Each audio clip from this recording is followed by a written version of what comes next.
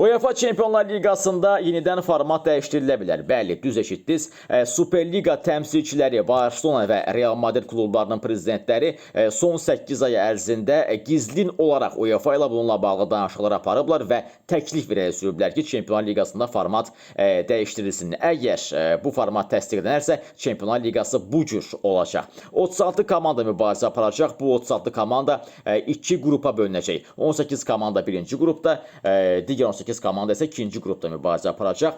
İlk qrupdakı 18 komanda UEFA reytinqində ən yüksək reytinqə malik olan komandalar olacaqlar. Yəni birinci qrupda ən güclülər mübarizə aparacaq.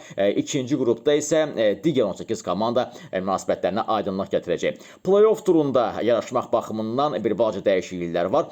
Birinci qrupda ilk 8 yer tutan komandalar birbaşa 8-ə 1 final mərhələsinə vəsiqə əldə edəcəklər. Birinci qrupdakı ikinci 8-lik, ikinci qrupda ilk 8 yeri tutan komanda ilə play-off mərhələsində üz-üzə gələcəklər.